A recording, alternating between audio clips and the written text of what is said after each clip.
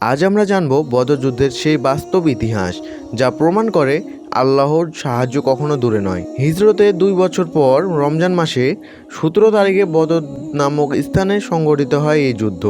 তখন মুসলমানদের সংখ্যা ছিল মাত্র 313 জন। তাদের কাছে ছিল কয়েকটি ঘোড়া ও উট, আর বিপরীতে ছিল মক্কা কুরাইশ সেনা 1000-এর বেশি সৈন্য, ভারী অস্ত্র ও সাহায্য সম্পন্ন। এই যুদ্ধের সূচনা হয় এক বাণিজ্য কাফেলাকে কেন্দ্র করে। মক্কা কুরাইশরা দামস্কে থেকে ফেরার পথে মুসলমানদের উপরে হামলা আশঙ্কা করছিল। মুসলমানরা প্রস্তুত নেই, কারণ তারা মদিনায় শান্তিতে থাকতে চাইলেও কুরাইশরা বারবার হুমকি দিচ্ছিল।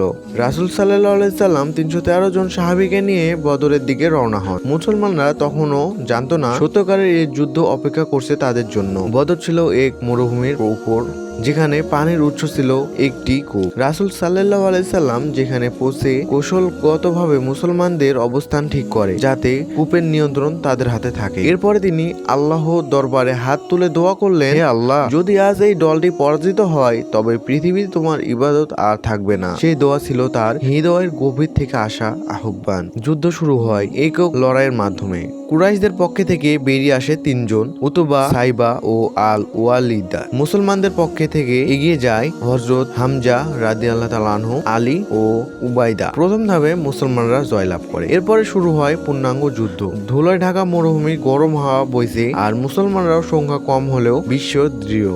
হযরত মুহাম্মদ সাল্লাল্লাহু আলাইহি সাল্লাম একদিকে দোয়া করছেন, অন্যদিকে সাহাবীরা বলছে আল্লাহু আকবার। যুদ্ধের ময়দানে প্রতিধ্বনি উঠল এই ধ্বনিতে, আল্লাহর সাহায্য। কুরআনে আল্লাহ বলেছেন, আল্লাহ আমাদেরকে বদরে সাহায্য করছিল যখন তোমরা ছিলে দুর্বল। ইসলামের বর্ণনা অনুযায়ী এ যুদ্ধে আল্লাহ ফেরেশতাদের পাঠিয়েছিলেন মুসলমানদের সহায়তায়। বৃষ্টি হয়েছিল, যা মরুভূমির ধুলো মাটিকে শক্ত করেছিল, মুসলমানদের জন্য সুবিধা তৈরি করেছিল। যুদ্ধের শেষে মুসলমানরা কুরাইশদের পরাস্ত করে।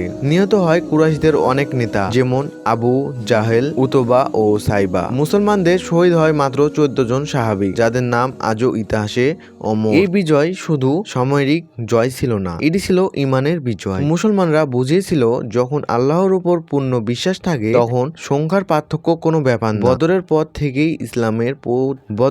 থেকেই ইসলামের প্রচার আরো জোরালো হয়, আর মক্কা কুরাইশ বুঝে যায় সত্যের শান্তি কখনো পরাজিত হয় না। বদর যুদ্ধ ছিল এক শিক্ষা, যে আল্লাহ তাআলা পথে যারা দাঁড়ায় তাদের জন্য সাহায্য আসে আকাশ থেকে। আজও আমরা সেই শিক্ষা নিতে পারি। বিপদ যতই আসুক, ঈমান দৃঢ় রাখলে আল্লাহ অবশ্যই পথ দেখাবেন। ভিডিওটি ভালো লাগলে লাইক দিও, কমেন্ট জানিও কি শিখলে এই যুদ্ধ থেকে।